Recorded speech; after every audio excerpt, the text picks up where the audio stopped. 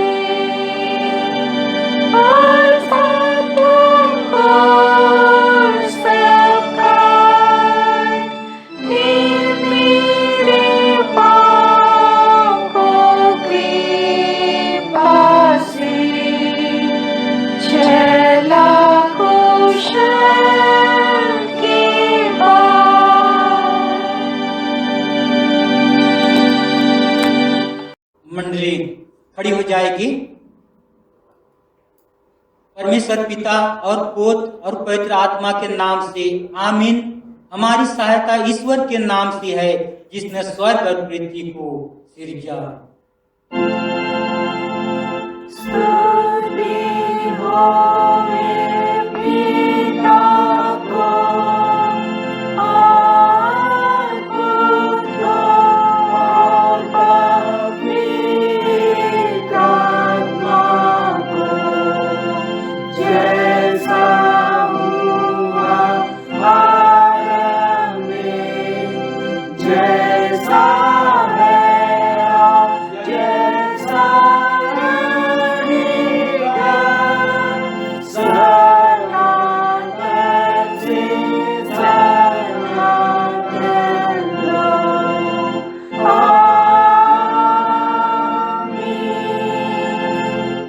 अब हम ईश्वर के सामने अपने पापों को घुटने टेक कर एक साथ मान लेवे।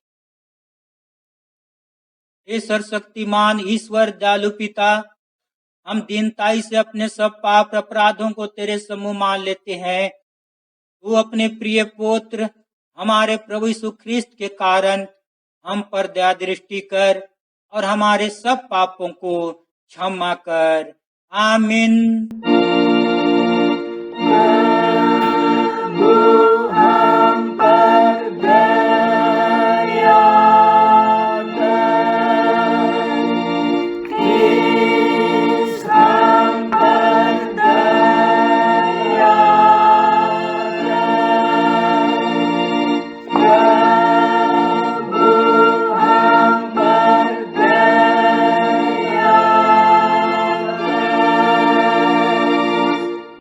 इसलिए कि सब ने पाप किया है और परमेश्वर की महिमा से रहित है, परंतु उसके अनुग्रह से उस छुटकारे के द्वारा जो मसीह यीशु में है सेंत में धर्मी ठहराए जाते।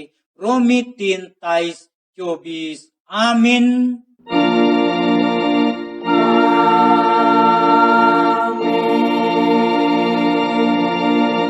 मंडली उठे, सबसे ऊंचे स्थान में ईश्वर का गुणानुवाद हुए।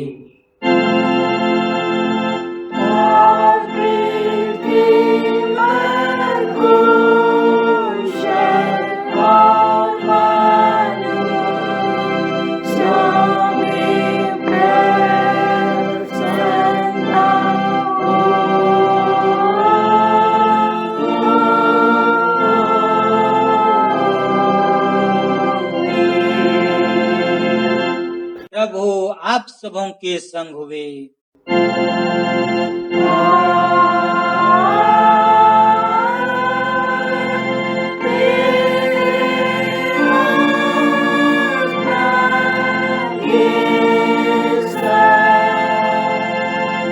हम प्रार्थना करें।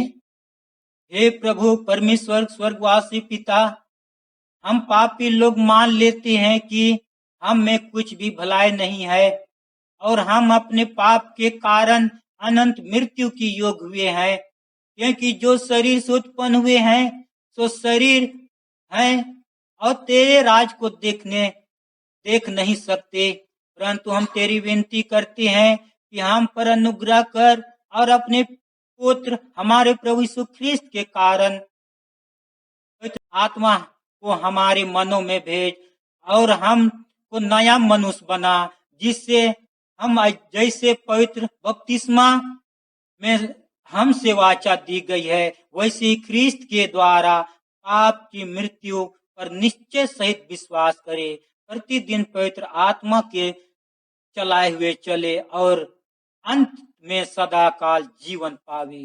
आमीन।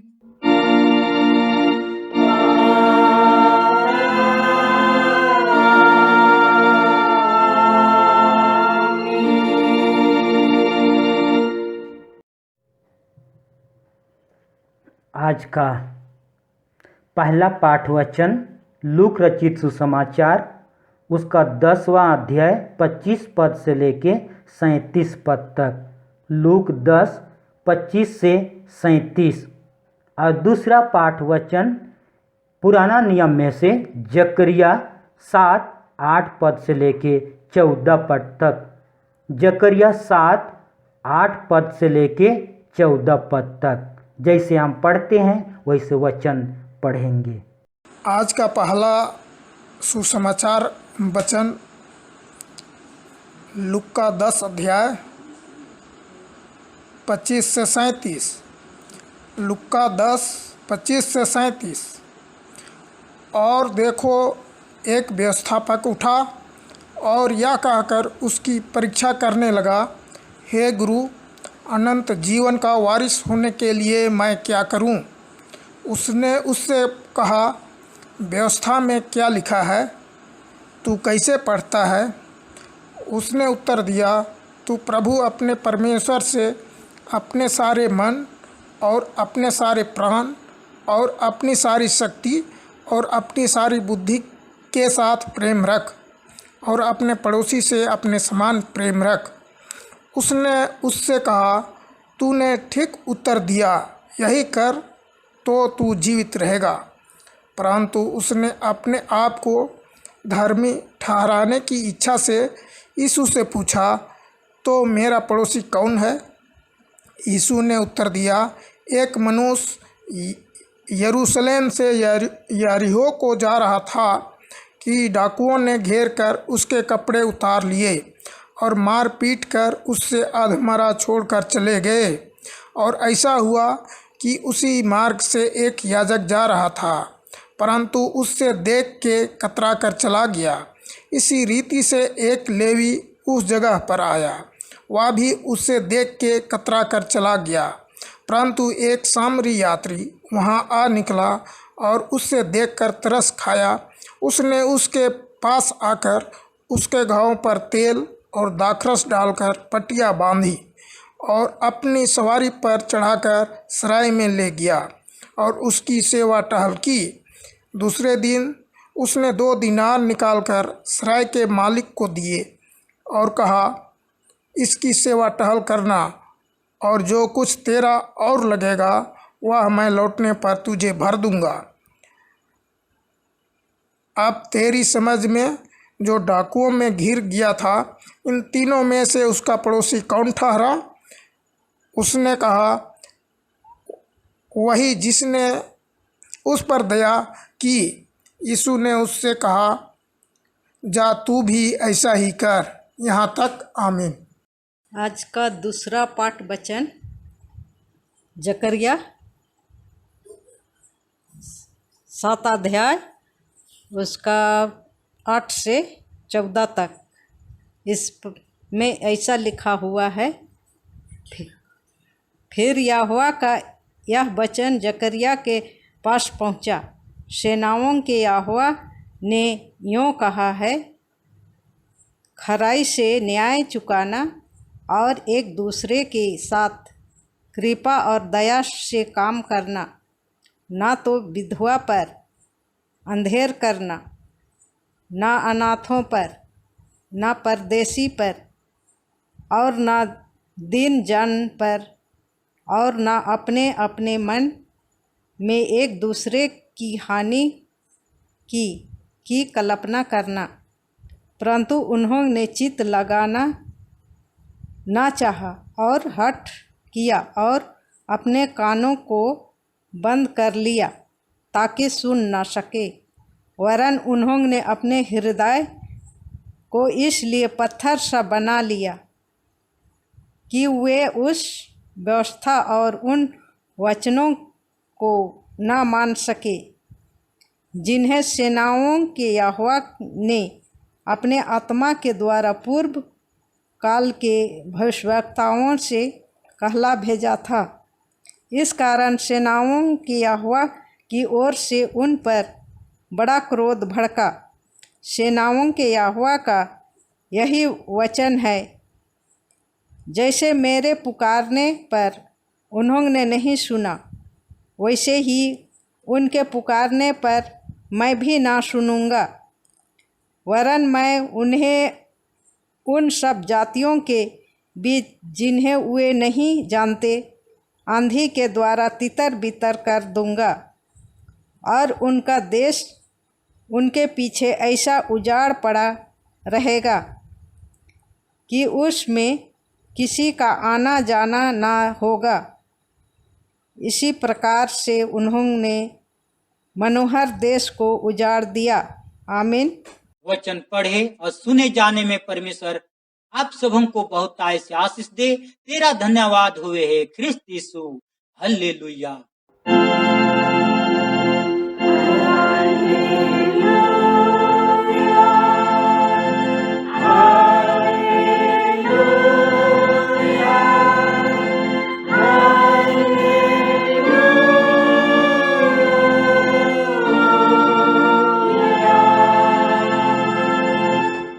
अब हम समस्त ख्रिस्तानी कलीसिया के संग अपना महापवित्र विश्वास मान लेकर एक साथ यूं कहे, मैं विश्वास करता हूँ परमेश्वर पिता पर, जो स्वर्ग और पृथ्वी का सर्वशक्तिमान सृजनहार है, और उसके एक लौटे पुत्र हमारे प्रभु यीशु ख्रिस्त पर, जो पवित्र आत्मा से गर्भ में आया, कुमारी मरियम से उत्पन्न हुआ, पंतुस पिलातुस की आज्ञा से दुख उठाया, क्रूस पर चढ़ाया गया, मर गया और गाड़ा गया, पाताल में उतरा, तीसरे दिन मृतकों में से जी उठा, स्वर्ग पर चढ़ गया और परमेश्वर सर्वशक्तिमान पिता के दाहिने हाथ बैठा है, जहां से वह जीवितों और मृतकों का विचार करने को फिर आवेगा। मैं विश्वास करता हूँ पवित्र आत्मा पर, एक ही पवित्र ख्रिस्तानी कलीसिया, पवित्रों की संगत पर, पापों की क्षमा, देह के जी उठने और अनंत जीवन पर। आमीन। आमीन।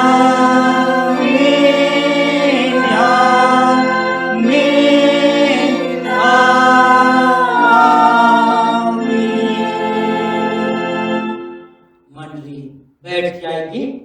आराधना के बीच में हम लोग गीत गाएंगे साक्षी बानी से। साक्षी बानी गीत नंबर 97। साक्षी बानी गीत नंबर 97।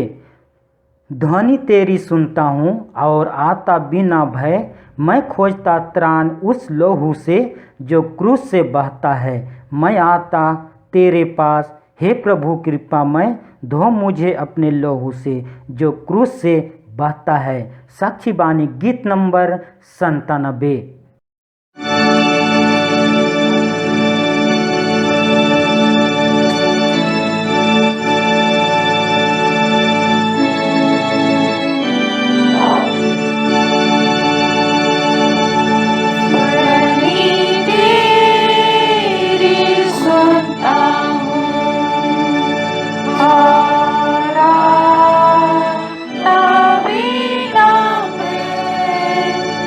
मैं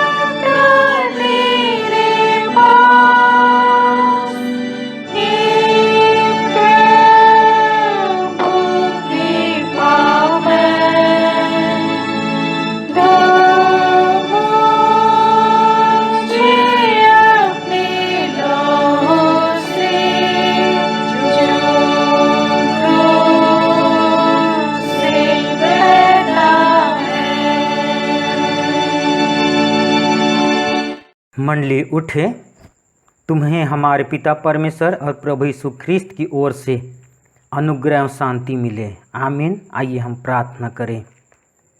जीवित और उद्धारकर्ता पिता परमेश्वर, आपको धन्यवाद देते हैं सुंदर दिन, समय, अवसर के लिए कि आज का पवित्र दिन को देखने के लिए अवसर, समय हमें दिए हैं प्रभु जी। और जितने भी पाप दोष गुनाह किए हैं सबको आपके करीब लाते हैं। वचन सुनने से पहले आपके निकट आते हैं। आपकी स्तुति महिमा हो, आपकी उपस्थिति होने पाए कि आपके जीवित वचन को पिता परमेश्वर सुने, समझे और उसके अनुसार अपना जीवन यापन करने पाएंगे। हर एक के पाप दोष गुनाह को आपके हाथ में सौंपते हैं। यीशु नाम से इस प्रार्थना को मांगते हैं। अनुग्रह से सुन और दया से ग्रहण कर। आमीन। आज के लिए ठहराया हुआ उपदेश पाठ वचन जो हम सबों के लिए दिया गया है, गलाती 3:15 से 22। गलाती 3:15 से 22। गलाती 3:15 से 22। उसमें ऐसा लिखा हुआ है, हे भाइयों, मैं मनुष्य की रीति पर कहता हूँ, मनुष्य को वाचा भी जो पक्की हो जाती है तो ना कोई उसे टालता और ना उसमें कुछ बढ़ाता है। अतः प्रतिज्ञाएं अब्राहम को और उसके वंश को दी गई।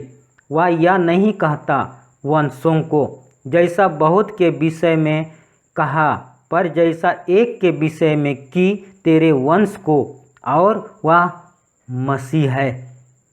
पर मैं कहता हूँ, जो वाचा परमेश्वर ने पहले से पक्की की थी उसको व्यवस्था 430 वर्ष के बाद आकर नहीं टाल सकती कि प्रतिज्ञा व्यर्थ ठहरे।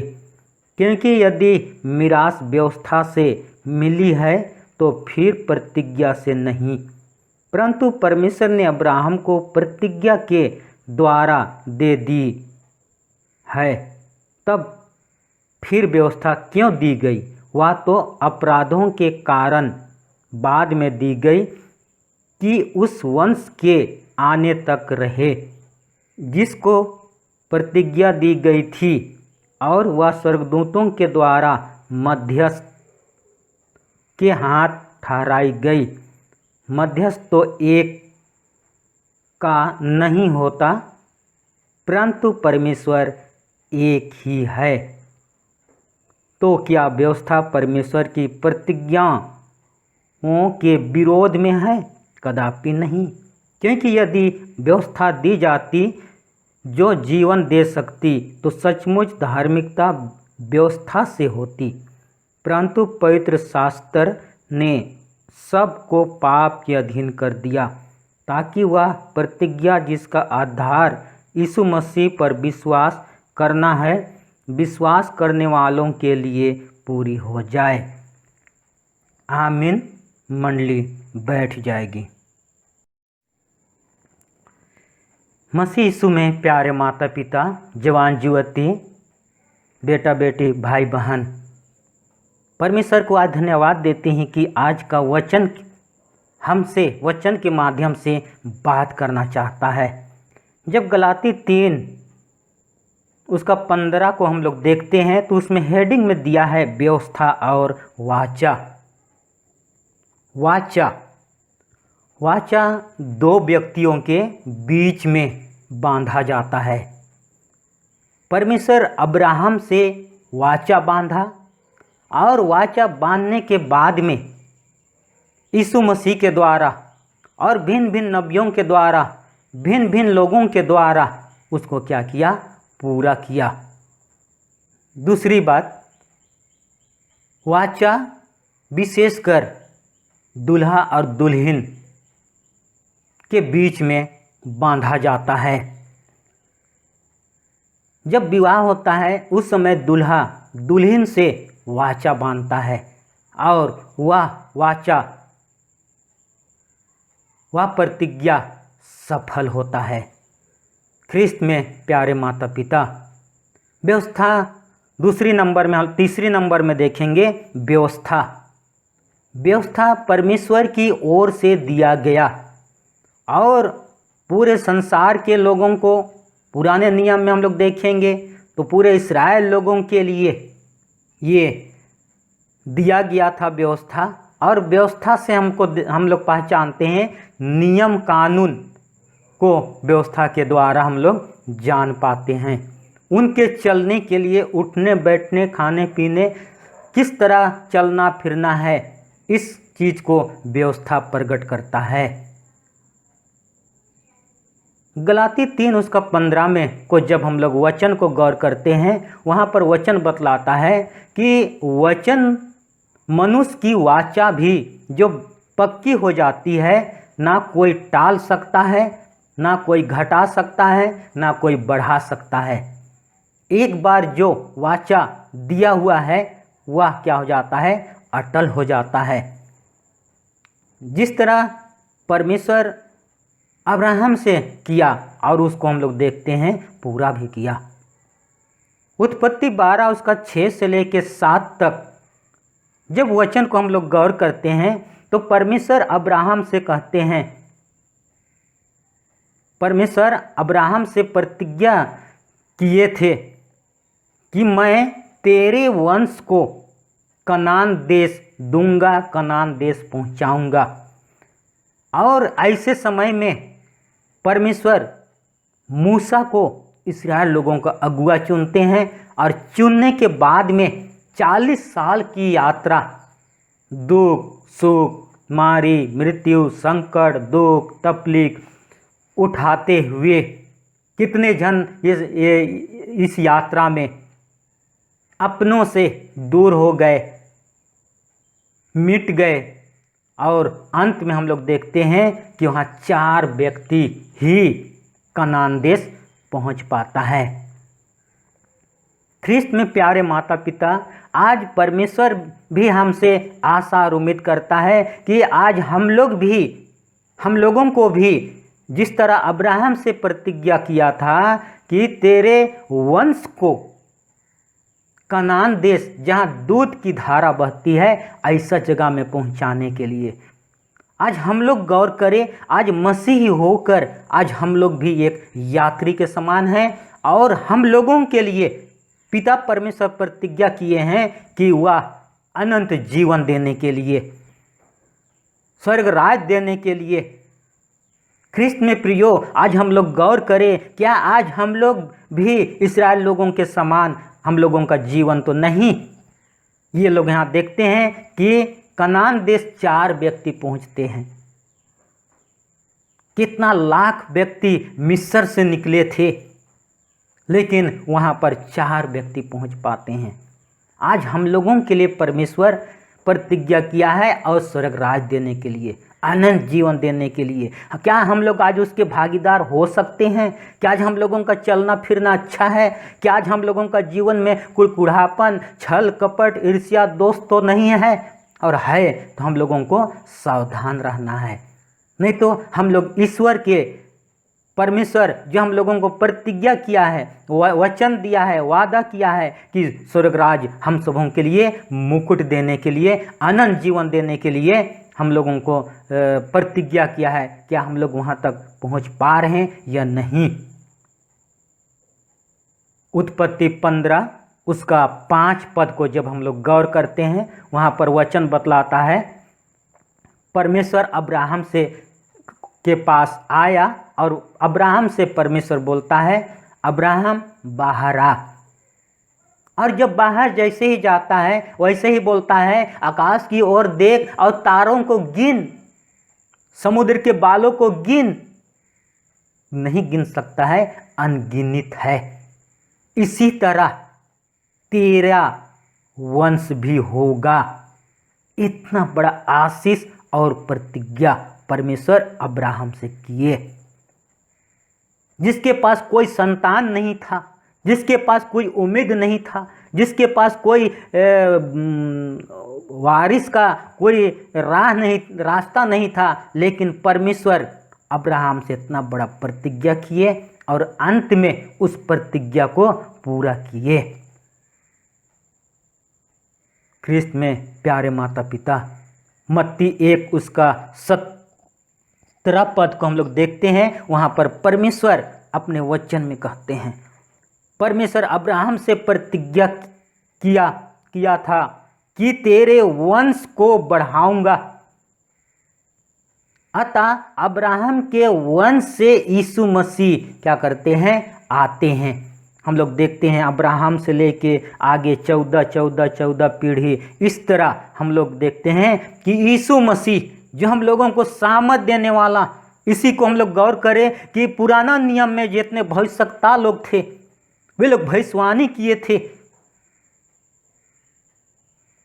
वही चीज को यहाँ पर मत्ती 1:17 बोलता है। मत्ती 1:17 बोलता है कि अब्राहम के वंश में से, ख्रिस्त में प्यारे माता पिता, जवान युवती और परमेश्वर यीशु के ठूठ में से निकले। और इसके बाद में कोई राजा रजवाड़ा नहीं हुए। यीशु मसीह के आने के बाद में व्यवस्था विवरण 18:15 बोलता है, तेरा परमेश्वर यहोवा तेरे मध्य से अर्थात तेरे भाइयों में से मेरे समान अर्थात मूसा के समान एक नबी उत्पन्न करेगा, तो उसी की सुनना। जब तक मूसा था इस्राएल लोग मूसा के सुनने लगे, लेकिन जब हम लोग नए नियम में आते हैं, नए विधि विधान में हम लोग आते हैं, तो वहाँ पर बोलता है व्यवस्था विवरण 18:15 में, प्रतिज्ञा के रूप में तेरा परमेश्वर यहोवा तेरे मध्य से अर्थात तेरे भाइयों में से मेरे समान मूसा के समान एक नबी उत्पन्न करेगा, तो उसी की सुनना। ख्रिस्त में प्यारे माता पिता, ये सब क्या है, भविष्यवाणी किया गया है, ये सब प्रतिज्ञा किया गया है, वह परमेश्वर की ओर से प्रतिज्ञा किया हुआ है। और हम लोग देखते हैं गलाती 3:16 को हम लोग देखते हैं, प्रतिज्ञाएं अब्राहम को और उसके वंश को दी गई, और वह मसीह था, मसीह अर्थात बचाने वाला। ख्रिस्त में प्यारे माता पिता, जब हम लोग लूक रचित सुसमाचार 2 अध्याय उसका 10वां पद को हम लोग देखते हैं, तो ऐसे उसमें लिखा हुआ है कि स्वर्गदूतों के द्वारा चरवाहों को जो दीन नम्र और दबे कुचले हैं, ऐसे लोगों के पास स्वर्गदूत आकर कहता है कि डरो मत, क्योंकि मैं तुम्हें बड़ी आनंद का सुसमाचार सुनाता हूँ कि आज दाऊद के नगर में तुम्हारे लिए एक बालक का जन्म हुआ है, और वही मसीह प्रभु है। और किस तरह उसका एड्रेस है, पता है, सब चीज को स्वर्गदूत उन गडेरियों को बताते हैं। ख्रिस्त में प्यारे माता पिता, आज एक एक मसीहों के लिए आज यीशु मसीह का जन्म हुआ है। आज गरीब के लिए, दबे कुचले के लिए, परमेश्वर से भटक गए हैं उनके लिए, नहीं जानते हैं उनके लिए, आज सब के लिए परमेश्वर की ओर से यीशु मसीह का जन्म हुआ है। मत्ती 5:17 को हम लोग जब गौर करते हैं, वहाँ पर बतलाता है, भविष्यवक्ता की पुस्तक को लोप करने नहीं परंतु पूरा करने आया हूँ। आज यीशु मसीह अपने वचनों के माध्यम से बतलाना चाहते हैं। मत्ती 5:17 के अनुसार वचन में यीशु मसीह लोगों से, शिष्यों से और जितने लोग थे सबों से आज वहाँ बतलाते हैं कि भविष्यवक्ता की पुस्तक को लोप करने नहीं लेकिन पूरा करने आया हूँ। उसे बंद करने नहीं, लेकिन उस जो भविष्यवाणी किए थे भविष्यवक्ता लोग कि एक आने वाला है, वह बीमारों को चंगा करेगा, मरे हुए लोगों को जिलाएगा, और तरह तरह का भविष्यवाणी किए थे, उसको क्या करने, पूरा करने आया हूँ बोल के वचन बतलाया। नई वाचा का मध्यस्थ होकर यीशु मसीह यह संसार में आके पूरा किए हैं प्रियो। 1 कोरिन्थी 11:24-26 को हम लोग देखते हैं, उसमें लिखा हुआ है, उसने रोटी ली और धन्यवाद करके उन्हें तोड़ी और अपने शिष्यों को दिया और कहा, लो खाओ, यह मेरी देह है। बियारी के पीछे उसने कटोरा भी लिया और उससे भी धन्यवाद करके अपने शिष्यों को दिया और कहा, लो पियो, यह मेरी लोहू है, अर्थात नए नियम की नई वाचा का लोहू है, जो तुम्हारे और बहुतों के पाप क्षमा के लिए क्रूस मृत्यु में दी जाती है। जब जब तुम इसे पियो, मेरे स्मरण के लिए यही किया करो। नई वाचा का मध्यस्थ होकर आज यीशु मसीह संसार को बचाने के लिए भविष्यवक्ताओं की जो भविष्यवाणी किया गया था, उस सब को क्या करने के लिए, पूरा करने के लिए संसार में आए। भविष्यवाणी किया गया था, लंगड़े चलते हैं, बहिरे सुनते हैं, अंधे देखते हैं। एक नंबर में हम लोग देखते हैं कोढ़ के रोगी से यीशु मसीह कहे, मैं चाहता हूं तू क्या हो जा, शुद्ध हो जा। लूक 5 उसका 13। यीशु मसीह आए और 3.5 साल सेवकाई किए, यूं ही नहीं बैठे, लेकिन वे जो दबे कुचले ऐसे लोगों के पास गए। हम लोग पहला नंबर में देखते हैं कोढ़ के रोगी से यीशु मसीह अपने वचन के से कहते हैं, मैं चाहता हूं तू क्या हो जा, शुद्ध हो जा। और उसी घड़ी वह शुद्ध हो गया।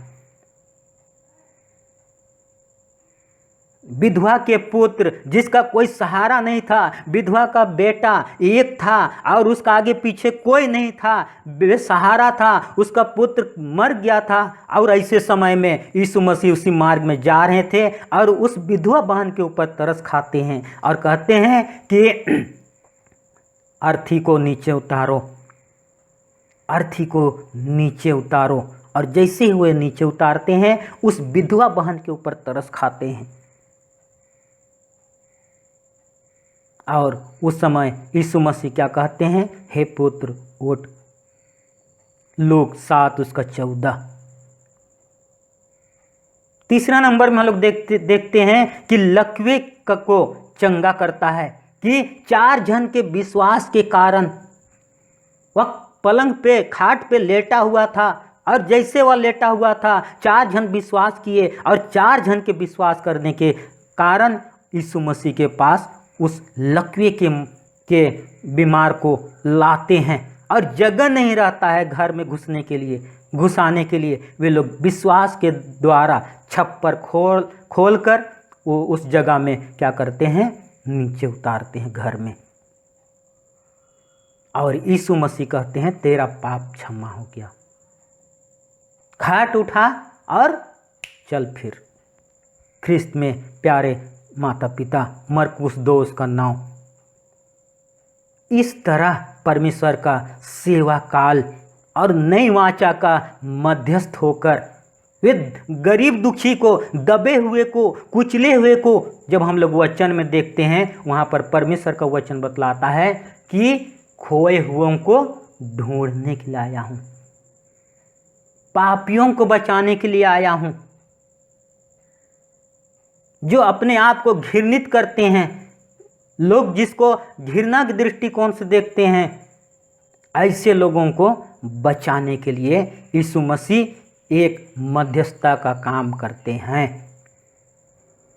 दूसरा इतिहास 7 उसका 14 को जब हम लोग गौर करें, दूसरा इतिहास 7 उसका 14 में वचन बतलाता है, तब यदि मेरी प्रजा के लोग जो मेरे कहलाते हैं दीन होकर प्रार्थना करें, तो मेरे दर्शन के खोजी होकर बुरी चाल से फिरे, तो मैं स्वर्ग में से सुनकर उनका पाप क्षमा कर दूंगा और उनके देश को ज्यों का त्यों कर दूंगा।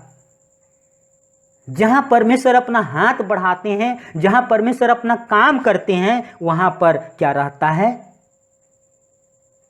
एक वादा रहता है। परमेश्वर उन्हें काम करने के लिए अगुवाई करते हैं। और यहां पर बोलते हैं, यदि मेरी प्रजा के लोग जो मेरे कहलाते हैं, आज मसीह के चुने हुए लोग हैं, मसीह के नाम से बपतिस्मा पाए हुए लोग हैं, मसीह के नाम से दबे कुचले लोग हैं, मसीह के नाम से हताश निराश हैं, संकट भरा जीवन है, परिवार टूट गया है, परिवार डगमगा गया है, जीवन बर्बाद हो गया है। ऐसे लोगों से आज परमेश्वर कहते हैं, ऐसे लोगों से परमेश्वर कहते हैं, यदि मेरी प्रजा के लोग जो मेरे कहलाते हैं दीन होकर प्रार्थना करें और मेरी दर्शन की खोजी होकर अपने बुरी चाल से फिरे, तो मैं स्वर्ग में से सुनकर उनका पाप क्षमा करूंगा। बुरी मन से, बुरी चाल से हम लोग इस समय लॉकडाउन की परिस्थिति में जीवन व्यतीत कर रहे हैं। बहुत से लोगों के पास का नौकरी चला गया है, बेघर हो गए हैं। जब छत्तीसगढ़ का न्यूज को हम लोग देखते हैं तो ऐसा है, एक परिवार का घर को गिरा दिया गया और वे लोग क्या कर रहे हैं, अपने जहां गिराया हुआ घर है वहां पूरा परिवार होकर खुला आसमान में खाना बना खा के सो रहे हैं। ऐसे लोगों को आज परमेश्वर कहते हैं कि बुरे विचार से, और अभी हम लोग देखते हैं कि लॉकडाउन की परिस्थिति में सबका क्या हो गया है, नौकरी चला गया है, जगह जगह वे लोग चोरी कर रहे हैं, डकैत कर रहे हैं। ऐसे लोगों को बोलते हैं कि बुरी चाल से, बुरी विचार जो है, मन है, उससे क्या करें, फिरे, चाल से फिरे, तो मैं स्वर्ग में से सुनकर उनका पाप क्षमा करूंगा और उनके देश को ज्यों का त्यों। हो सकता है वे बीमार हैं और बीमार के कारण उनका शरीर टूट गया है, उनका परिवार टूट गया है, उनका परिवार बिखर गया है। आज परमेश्वर प्रतिज्ञा करते हैं, आज परमेश्वर वचन के माध्यम से सांत्वना और धीरज देना चाहते हैं। और यहाँ पर हम लोग देखते हैं वचन में कि वह कहते हैं कि मैं वह परिवार को, उनका जीवन को, उनके घर को, उनके जिंदगी को ज्यों का त्यों कर दूंगा। पहले वह व्यक्ति हट्ठा कट्ठा था, हो सकता है कोरोना पॉजिटिव के आने के कारण उसका परिवार, उसका जीवन टूट गया है, उसका शरीर टूट गया है, लेकिन बुरे मन से वे परमेश्वर के पास आए, दिन नम्र आएंगे तो आज परमेश्वर क्या करेंगे, पाप क्षमा करेंगे और उनको चंगा करेंगे और साथ में उनका जीवन को, उनका परिवार को जैसा उसका शरीर था, परिवार था, ज्यों का त्यों कर दूंगा। ख्रिस्त में प्यारे माता पिता, आज परमेश्वर हमें प्रतिज्ञा देते हैं, वादा करते हैं और वादा करके वह निभाते भी हैं। इसीलिए हमें आज परमेश्वर के निकट आने की अति आवश्यक है। मरकुस 12:30-31 वचन बतलाता है, तू अपने परमेश्वर से सारे ज्ञान, सारे मन, सारे प्राण, सारे बुद्धि, सारे शक्ति से क्या करना, प्रेम करना। और अंत की बात क्या है, अपने पड़ोसी से भी अपने समान प्रेम करना। क्योंकि परमेश्वर नई वाचा का मध्यस्थ होकर आए हैं। वह प्रेम करने सिखाते हैं, प्रेम करने के लिए बतलाते हैं, बोलते हैं कि तू अपने परमेश्वर को छोड़ किसी को मत मानना। आज यही सब गलती करने के कारण आज हमारा परिवार में, हमारा समाज में, हमारा देश में तरह तरह का बीमारी, संकट आता है। और उससे बचने का यही उपाय है कि हम लोग परमेश्वर के निकट आए। यूहन्ना 14:6 में बोलते हैं कि मार्ग, सत्य और जीवन मैं हूँ। आज यीशु मसीह ही एक नई वाचा का मध्यस्थ होकर आए और कहते हैं कि मैं मार्ग हूँ, मैं सत्य हूं और मैं जीवन हूं। आज जो यीशु पर विश्वास करेगा वह क्या करेगा, अनंत जीवन पाएगा। आज हम लोग मार्ग अलग अलग ढूंढते हैं, ऐसे बात नहीं है। यीशु ही सत्य है, सच्चाई है, जीवन है। हम लोग यीशु के पास आए, अपना जीवन को यीशु के हाथ में सौंपे। परमेश्वर इन वचनों के द्वारा आप सबों को बहुत आशीष दे। आमीन। आइए हम प्रार्थना करें। जीवित और उद्धारकर्ता पिता परमेश्वर, आपको तहे दिल से धन्यवाद देता हूँ पूरे मंडली होकर। हाँ प्रभु, इस समय भिन्न भिन्न परिस्थितियों में कोई के परिवार में दुख तकलीफ में है, ऐसे समय में भी आपको स्मरण करता हूँ पूरे समूह के संग होकर आपको हम लोग धन्यवाद देते हैं कि आज का दिन को देखने के लिए दिए, आज का समय अवसर को देखने के लिए दिए। वचन के माध्यम से आप ढाढ़स और धीरज के रूप में आप हमें वचन के माध्यम से बात करना चाहते हैं, क्योंकि एक नई वाचा का मध्यस्थता के रूप में आप हमारे बीच में मध्यस्थता का काम कर रहे हैं। हाँ प्रभु जी, आप अपने वचन में भी कहते हैं कि क्यों ना बीमार में हैं, हॉस्पिटल में हैं, बंधुआई में हैं, दुख और तकलीफ में हैं, बिस्तर पे लेटे हुए हैं, और ऐसे समय में आप कहते हैं कि जो मेरे कहलाते हैं, जो दीन और नम्र होकर मेरी खोजी होंगे, बुरी चाल से फिरेंगे। तो आज मैं स्वर्ग में से सुनकर उनकी प्रार्थना सुनकर पाप क्षमा करूँगा और उनके परिवार को, उनके जीवन को ज्यों का त्यों करूँगा। आप वादा किए हैं, प्रतिज्ञा किए हैं खुदावन, आपके निकट आते हैं, शीश निभाते हैं। हर एक के प्रार्थना, दीन नम्र प्रार्थना को सुन, ताकि पिता परमेश्वर हमारी जो भी आवश्यकता है वह समय पर पूरी होने सके। सारा आदर महिमा आपको देता हूँ, यीशु नाम से इस प्रार्थना को मांगता हूँ, आमीन। और ईश्वर की शांति जो समस्त ज्ञान से ऊर्ध्व है, ख्रिस्त यीशु में आप लोगों के हृदय और आप लोगों की मन की रक्षा करे, आमीन। आज का पवित्र गिरजा आराधना अंत करते हुए हम लोग गीत गाएंगे कुड़ुक से, कुड़ुक गीत नंबर 244, कुड़ुक गीत नंबर 244 244। यीशु यीशु बादर यीशु सिन पोल्लोर बेदा, गिर जाहूँ मला कादर, बिनती हूँ मला नंदर, यीशु सिन पोल्लोर बेदा। कुड़ुक गीत नंबर 244।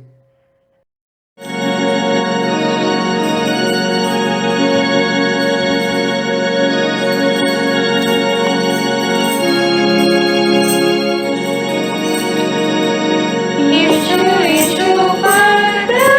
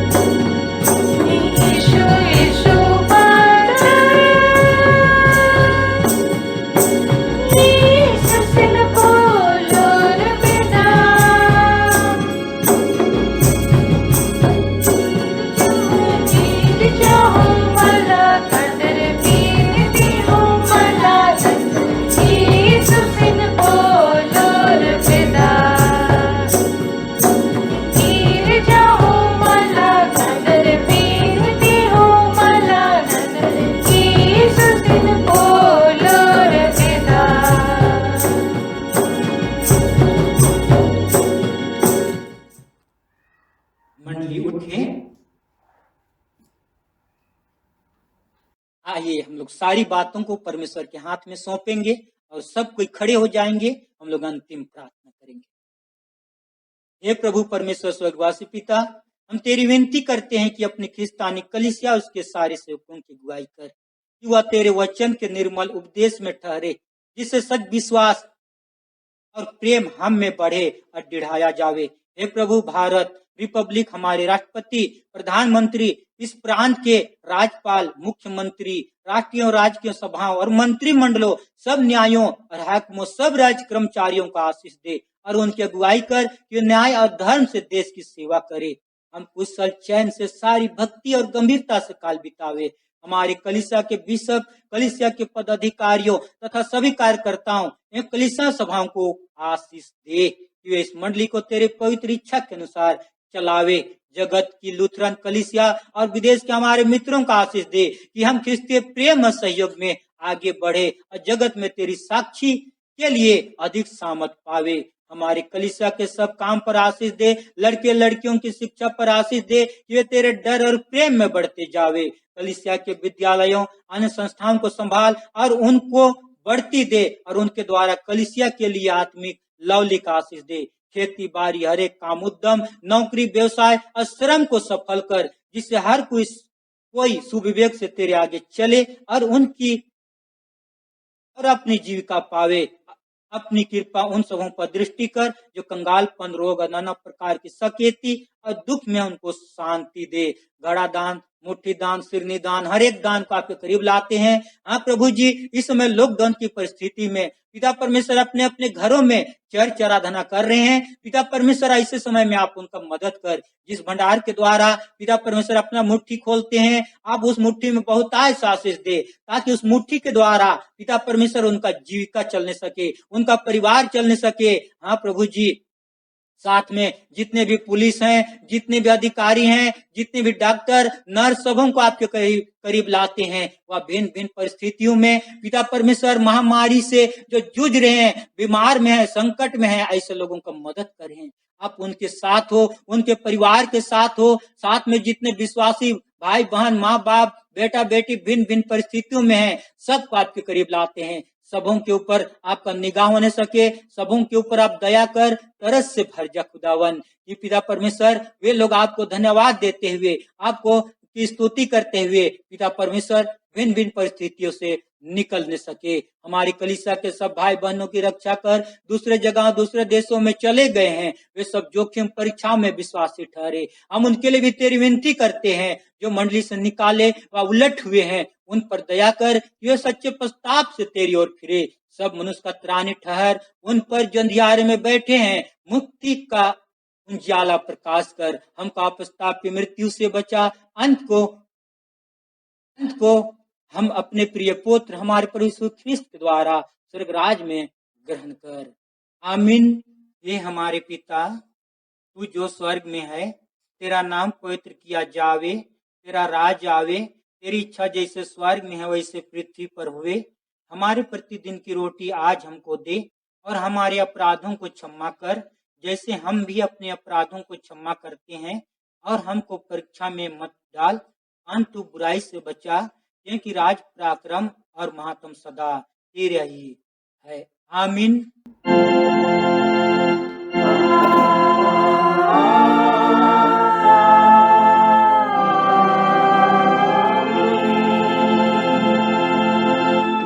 अब विश्वासी और दीन मन से त्रिएक ईश्वर का आशीर्वाद ग्रहण करें। परमेश्वर तुझे आशीष देवे और तेरी रक्षा करे। परमेश्वर अपना मुख तुझ पर प्रकाश करे और तुझ पर अनुग्रह करे। परमेश्वर अपना मुख तुझ पर प्रकाश करे और तुझे कुशल देवे। आमीन।